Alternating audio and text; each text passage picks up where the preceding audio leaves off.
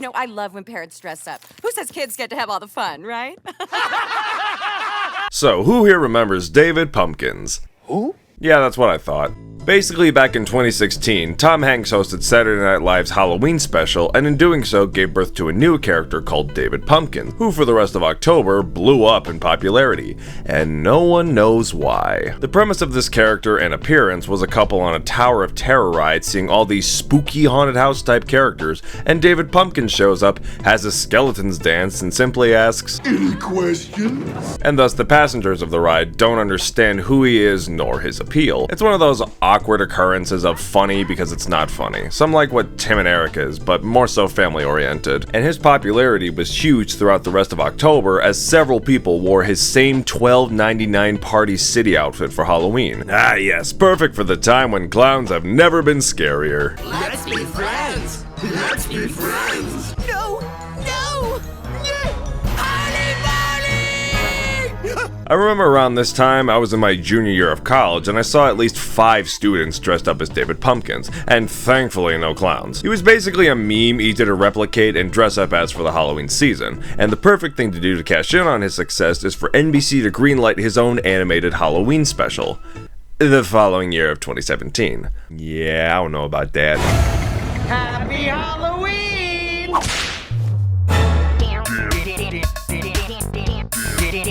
Kinda reminds me of the time when they made a Slender Man movie in 2018, several years after everyone stopped caring about the creepypasta and the game. However, a half-hour animated TV special doesn't seem as much of a stretch in a way, so it's mostly fine. Nowadays, people don't really remember David Pumpkins. He just kinda lives in that part of your nostalgia that pops up like an uncorked wine bottle at the drop of his name. Something like, oh yeah, David Pumpkins, I forgot about that. Yeah, he was funny, I think. And I bet even less people will remember this special, including me. I mean, I never saw it when it aired, but I remember seeing the ad for it when it came out and thinking, why? And after finally watching the special, I found myself awkwardly entertained. Where's your costume? Oh, I don't have one.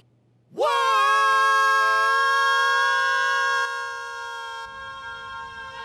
How exactly do you create a whole story around a single meme character? Well, for whatever reason, I cannot fathom you watching this in 2020 or any time past now, but don't go into it expecting some grand story or characters because you know you're just here for some good old animated Tom Hanks. And I love me some animated Tom Hanks.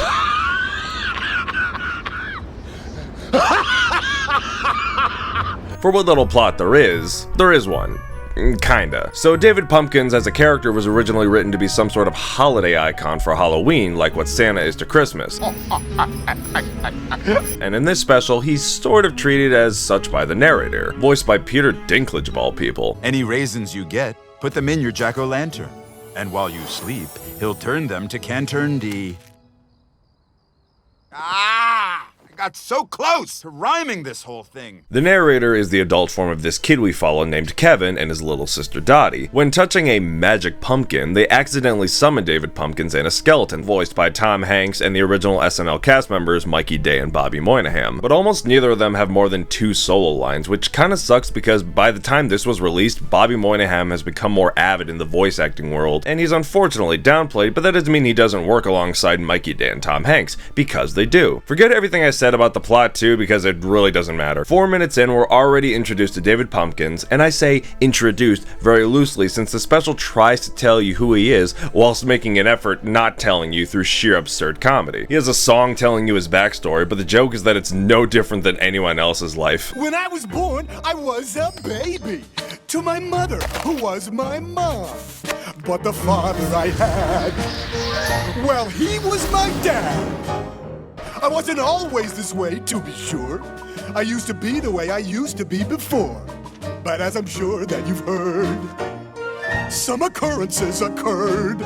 They're basically trying to push him as nothing more than what you saw in that one sketch, and you know what, that's fine. And throughout the rest of the special, he and the skeletons do nothing but hijinks, and no matter what it is, it's completely unexpected and out of left field. Whoa! Look at all that candy. Ew, raisins! And David Pumpkins is constantly keeping this big goofy smile on his face the whole time. Try to imagine Pinkie Pie in his place. It's literally the same thing. Kevin, you did it! No, I did it. You can definitely tell these three characters were written for their own gags first, and everything else around them is the last thing they considered. Right when you think the special is going to go in a completely predictable direction for a Halloween program, Pumpkins and the Skeletons either do something completely weird or take a stab at the norm. And we have to be back at the pumpkin patch by 10:34 p.m. What? Why?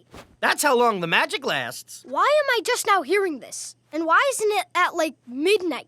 Because, man.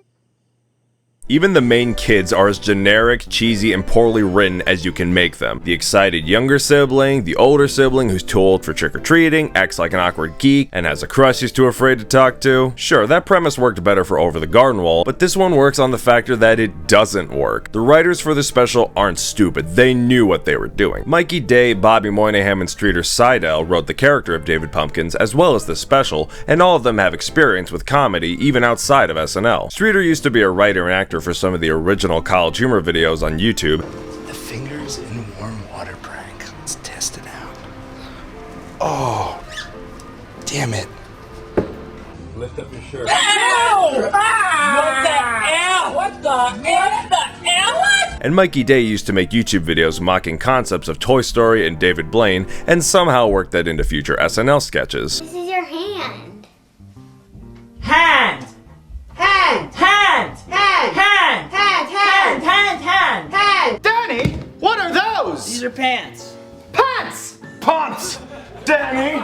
And oddly enough, Mikey and Streeter are currently writing reboots of Home Alone and Inspector Gadget for Disney, which may sound trivial and arbitrary, but with these guys at the drafting table, I can assume they would make the Home Alone scenario a little more realistic and poke at how cartoony the original movie's gimmicks were. You throw down your camera, and we won't hurt you.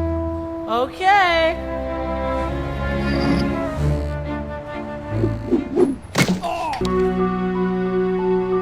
And honestly, they can't do any worse than the Matthew Broderick Inspector Gadget movie did. Unpopular opinion, the straight-to-video sequel was better. Not by a lot, but better. So basically, anything that seems too typical and predictable in this special is intentional and is only meant to surround the stars of the special. But there's also a plot element that doesn't really go anywhere with this urban legend in their town called the Raincoat Man. Later on, the Raincoat Man goes around stealing kids' candy, only to find it's three token bullies on bikes voiced by the writers, and once they're caught, that raincoat subplot is dropped and never mentioned again. I'm assuming they were gonna put in the ghost of the real Raincoat Man, but it would probably go a little too supernatural and distract from the goofiness of the main focus. Even the kid, for as predictable as he is, occasionally has a funny line. Man, you are so weird. But I'm glad you guys took me out tonight.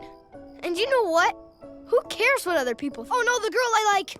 Oh, and if this animation is strikingly familiar to you, it's because this special was animated by Bento Box Entertainment, which explains why everyone looks like a cutout character from Paradise PD or Brickleberry. But at least the characters in those specials look different with facial proportions and different shapes, unlike this special where literally everyone has the same stock face. Paige, my crush. The prettiest girl at my school. Look at her, man. She's a 6 at best. How could she be the most attractive girl in town? It's also kind of weird to fathom that this is based on an SNL character, since the last time they tried giving them one of their own spin-offs was the MacGruber movie back in 2010. They've definitely had success in their spin-offs with the original Blues Brothers and both the Wayne's World movies, but those ones span at least a decade apart, and the efforts they had in between the start and end typically end up failing. But why specifically did David Pumpkins get his own special out of some of the most popular characters they've neglected to give spin-offs to? I can imagine a few reasons. Some of them may have one gimmick that has little to no potential to create a plot around, and the actors playing them or SNL creator Lorne Michaels could have possibly denied the pitch. But I assume with David Pumpkins, you knew nothing about him, so there was a lot that could be uncovered or utilized, and you can tell Tom Hanks is having a lot of fun playing him. The other closest thing to a character getting a spin-off would be A Very Gilly Christmas with Kristen Wiig, but that's just her as the character hosting an SNL clip show, so it doesn't really count. Maybe if Chris Farley was still alive, they would have gave him a Matt Foley movie or something, but maybe they wouldn't think of much else to do for him but yell and break tables. Or even worse, the Grown Ups movies. But they did manage to sneak in a kid dressed as Kevin Roberts, which was cute. Can you tell he left an impact on me? I'm Kevin Roberts and I got a very important question. Can a bitch get a donut? Now I got one question. Can a bitch get a donut? What was that? Can a bitch get a donut? No, you cannot. Not speaking like that. So yeah, all in all, the David Pumpkins Halloween special is something of an acquired taste. Most people will think it's terrible with how stock it is, while others like me could appreciate the efforts to take a stab at the norm and the absurd humor from the main character. It's definitely not the most ideal animated Halloween special you could be watching in October, as most people could be watching Nightmare Before Christmas, Coraline, Monster House, Over the Garden Wall, Paranorman, or even Scary Godmother for you true nostalgia lovers out there. But as it is, it's decent to me. If you're so bored with your life that you decide to watch this thing in 2020 like me or anytime ever, you might have to pay $5 to get it off iTunes since it's not on streaming anywhere, but if that jacks your lantern, check it out and see for yourself. Wait! Will we ever see you again?